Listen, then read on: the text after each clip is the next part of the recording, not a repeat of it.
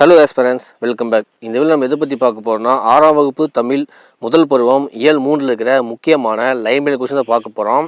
Already இயல் 1 இயல் 2க்கான videos upload பண்ணியாச்சு. நம்ம சேனலுக்கு செக் பண்ணி பாருங்கள். இயல் 3 எந்திர உலகம் அறிவியல் ஆத்திச்சூடி. அறிவியல் ஆத்திச்சூடி இருக்கிற முக்கியமான லைன்மெயில் கொஸ்டின் பார்க்கலாம். ஃபர்ஸ்ட் கொஸ்டின், அறிவியல் ஆத்திச்சூடி என்னும் நூலை எழுதியவர் நெல்லை சு.முத்து.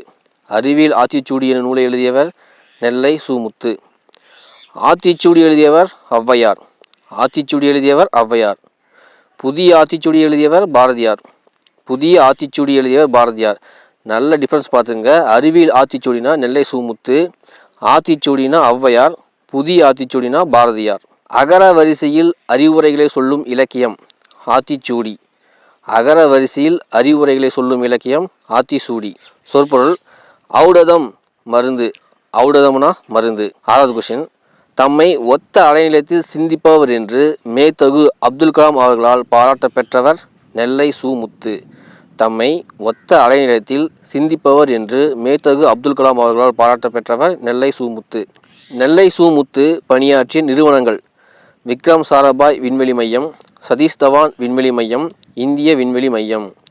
நெல்லை சு.முத்து பணியாற்றிய நிறுவனங்கள் விக்ரம் சாராபாய் விண்வெளி மையம், சதீஷ் தவான் விண்வெளி மையம், இந்திய விண்வெளி மையம். நெல்லை சு.முத்து எத்தனை நூல்களை எழுதி வெளியிட்டுள்ளார்? 80க்கும் மேற்பட்ட நூல்கள். நெல்லை சு.முத்து எத்தனை நூல்களை எழுதி வெளியிட்டுள்ளார்? 80க்கும் மேற்பட்ட நூல்கள். கண்டறி பிரித்தெழுதுக கண்டு கூட்டல் அரி. கண்டறி பிரித்தெழுதுகனா கண்டு கூட்டல் அரி. ஓய்வற பிரித்தெழுதுக ஓய்வு கூட்டல் அற. ஓய்வற பிரித்தெழுதுகனா ஓய்வு கூட்டல் அற. ஏன் கூட்டல் என்று சேர்த்தெழுதுக ஏன் என்று. ஏன் கூட்டல் என்று சேர்த்தெழுதுக ஏன் என்று. ஔடதம் கூட்டல் ஆம் சேர்த்தெழுதுக ஔடதமாம். ஔடதம் கூட்டல் ஆம் சேர்த்தெழுதுக ஔடதமாம். நெக்ஸ்ட் எதிர்ச்சொல், அணுகு விலகு. அணுகு விலகு. ஐயம் தெளிவு. ஐயம் தெளிவு. ஊக்கம் சோர்வு. ஊக்கம்னா அதற்கு எதிர்ச்சொல் சோர்வு. உண்மை பொய்மை. உண்மை பொய்மை.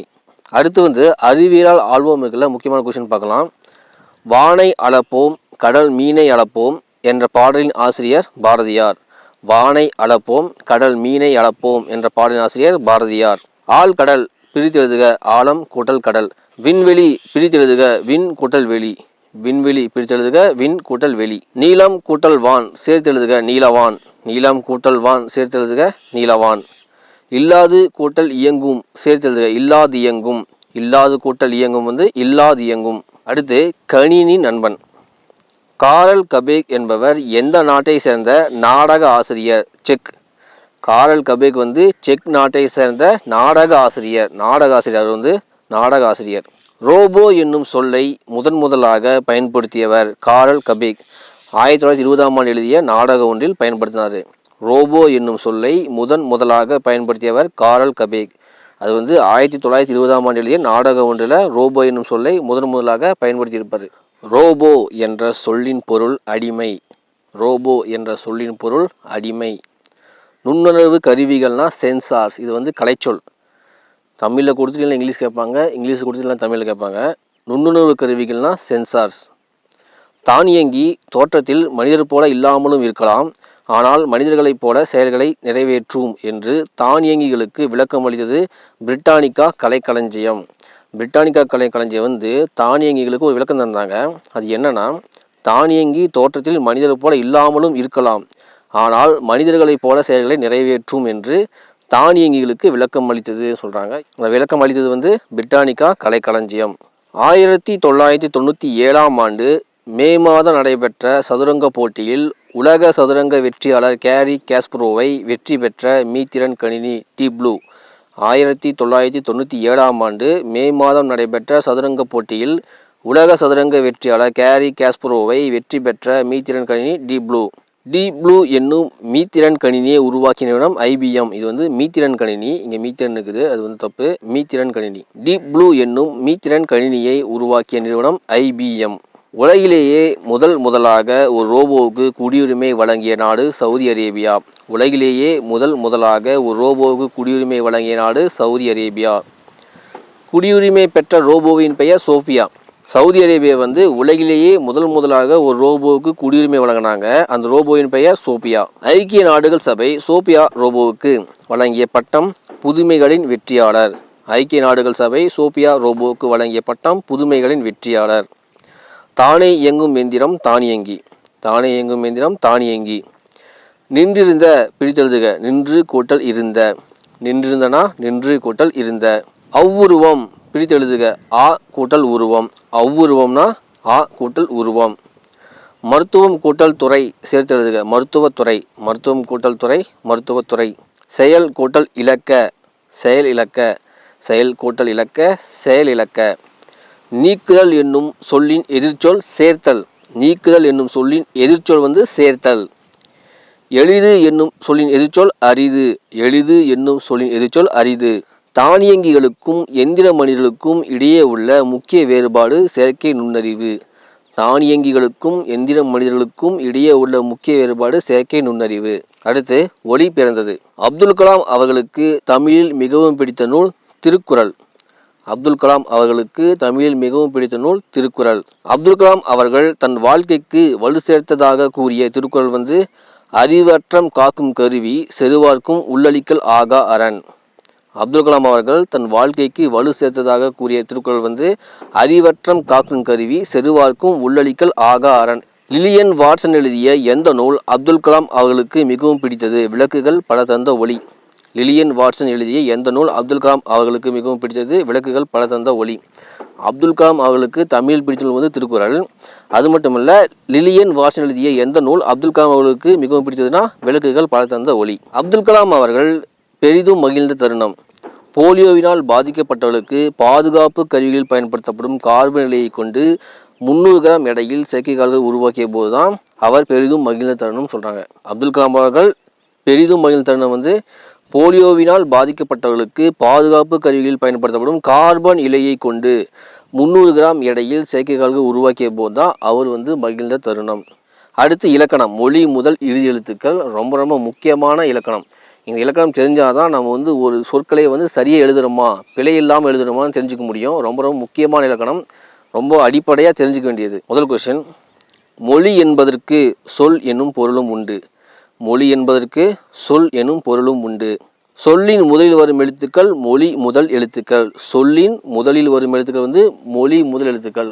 சொல்லோட முதல்ல வர்றது தான் மொழி முதல் எழுத்துக்கள். இப்போ வந்து மொழி முதல் எழுத்துக்கள் வந்து என்னென்னு பார்த்தலாம். உயிரெழுத்துக்கள் 12.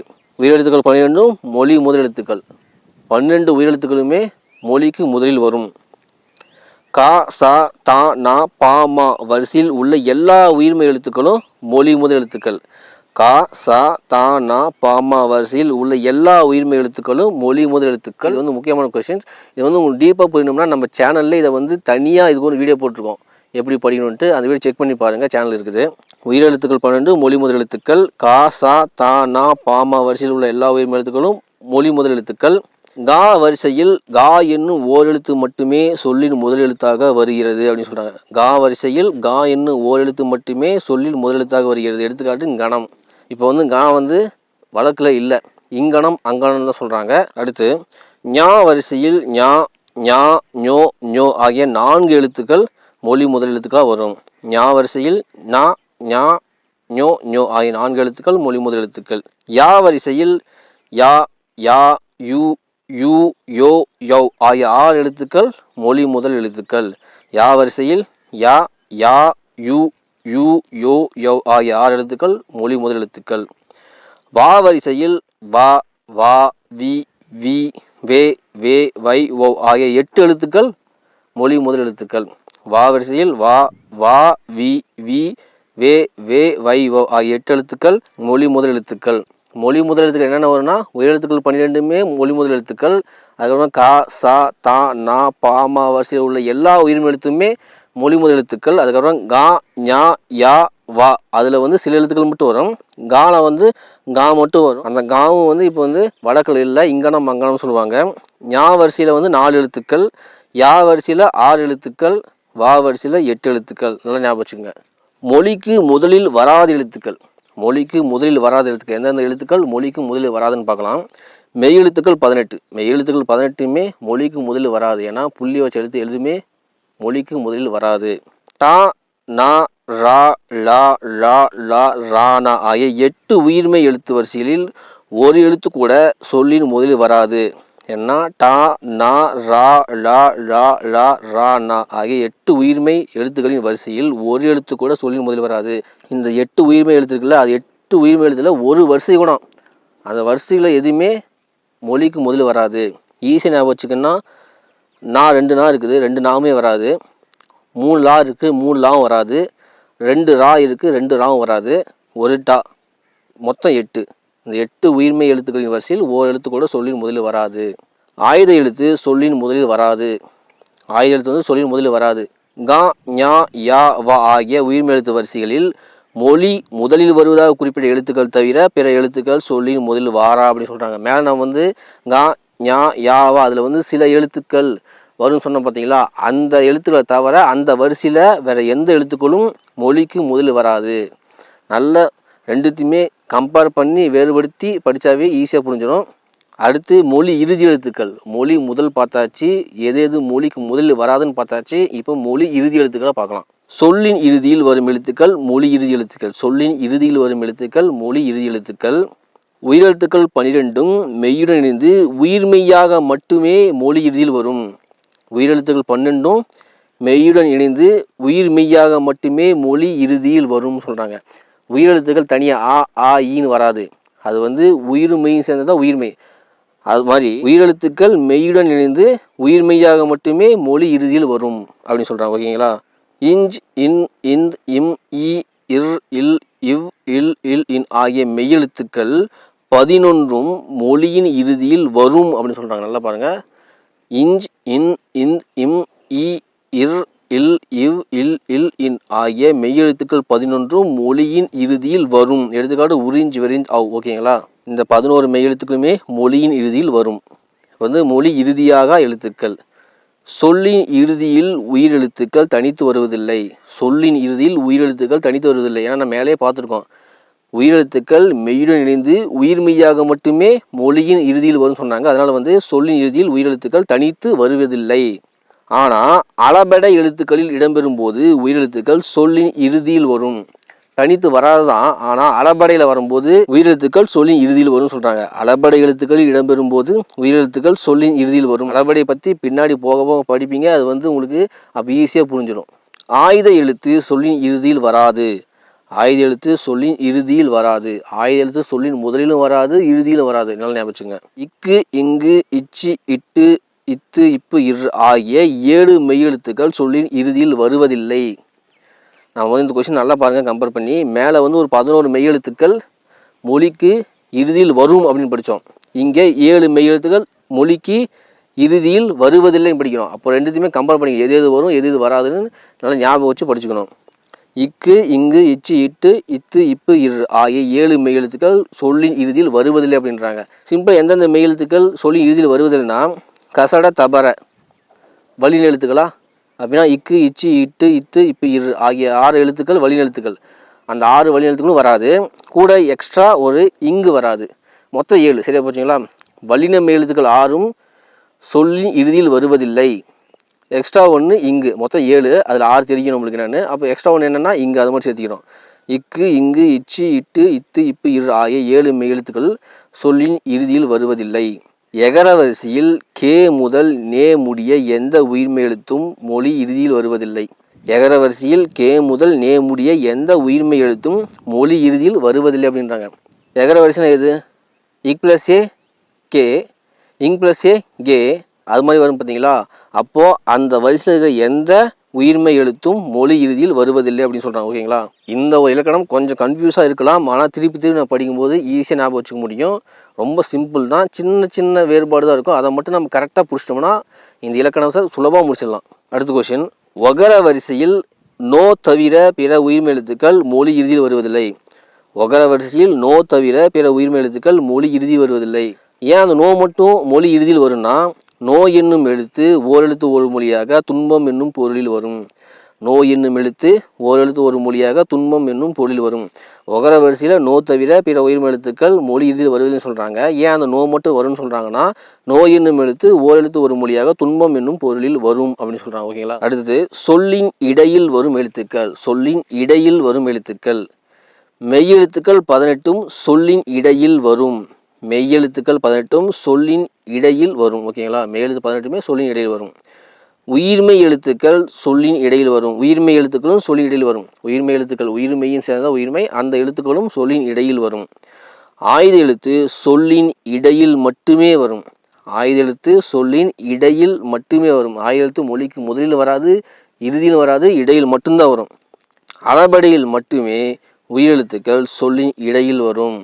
உயிரெழுத்துக்கள் வந்து தனியாக ஆ இ ஊன்னு இடையில வராது, சொல்லின் இடையில வராது, தனித்து வராது. ஆனால் அளபடையில் மட்டும் உயிரெழுத்துக்கள் சொல்லின் இடையில் வரும்னு சொல்கிறாங்க. அளபடையை படிக்கும்போது உங்களுக்கு ஈஸியாக புரிஞ்சிடும். அடுத்து மொழியை ஆள்வோம். ராமன் விளைவை கண்டறிந்தவர் Sir C V Raman. Raman விளைவை கண்டறிந்தவர் Sir C V Raman. Sir C V Raman தனது கண்டுபிடிப்பை வெளியிட்ட ஆண்டு 1928 பிப்ரவரி 28. நல்லா ஞாபகம் வச்சுங்க, 28 பிப்ரவரி. ஓகேங்களா. சர் சி வி ராமன் தமது கண்டுபிடிப்பை வெளியிட்ட ஆண்டு 1928 பிப்ரவரி 28. தேசிய அறிவியல் நாள் பிப்ரவரி 28. ராமன் தனது கண்டுபிடிப்பு வெளியிட்டாங்கல்ல பிப்ரவரி 28, அந்த நாளை தான் நம்ம வந்து தேசிய அறிவியல் நாளாக கொண்டாடுறோம். அப்படின்னா தேசிய அறிவியல் நாள் வந்து பிப்ரவரி 28. இன்னொரு கொஸ்டின் வந்து ஆட் பண்ணிக்கங்க. ராமன் விளைவு தான் இந்தியாவுக்கு அறிவியலுக்கான முதல் நோபல் பரிசை பெற்று தந்தது. ராமன் விளைவு வந்து இந்தியாவுக்கு அறிவியலுக்கான முதல் நோபல் பரிசை பெற்றிருந்தது. அதனால வந்து அந்த ராமன் விளைவு வெளியிடப்பட்ட பிப்ரவரி 28 தேசிய அறிவியல் நாளாக கொண்டாடுறோம். அந்த ராமன் விளைவு வெளியிடப்பட்ட பிப்ரவரி 28 தேசிய அறிவியல் நாளாக கொண்டாடுறோம். அடுத்து வந்து கலைச்சொல். செயற்கை நுண்ணறிவு, ஆர்டிஃபிஷியல் இன்டெலிஜென்ஸ். செயற்கை நுண்ணறிவு, ஆர்டிஃபிஷியல் இன்டெலிஜென்ஸ். மீத்திறன் கணினி, சூப்பர் கம்ப்யூட்டர். மீத்திறன் கணினி, சூப்பர் கம்ப்யூட்டர். செயற்கைக்கோள், சேட்டலைட். செயற்கைக்கோள்னா சேட்டலைட். நுண்ணறிவு, இன்டெலிஜென்ஸ். நுண்ணறிவுனா இன்டெலிஜென்ஸ். ஸோ அவ்வளோதான். 6ஆம் வகுப்பு தமிழ் முதல் பருவத்தில் இயல் 3 இருக்கிற முக்கியமான லைன் பை லைன் கொஸ்டின் பார்த்தாச்சு. கண்டிப்பாக இந்த வீடியோ உங்களுக்கு யூஸ்ஃபுல்லாக இருக்கும்னு நம்புகிறேன். இந்த வீடியோ பிடிச்சா லைக் பண்ணுங்கள், உங்கள் ஃப்ரெண்டுக்கு ஷேர் பண்ணுங்கள், மறக்காமல் சேனல் சப்ஸ்கிரைப் பண்ணுங்கள். சப்ஸ்கிரைப் பண்ணி கூடவே அந்த பெல் ஐக்கான் கிளிக் பண்ணி ஆள் கொடுத்துங்க. அப்போ தான் நான் போகிற வீடியோ உங்களுக்கு நோட்டிஃபிகேஷன் வரும். மீண்டும் உங்களை வேறு ஒரு வீடியோ சந்திக்கிறேன். தேங்க்யூ.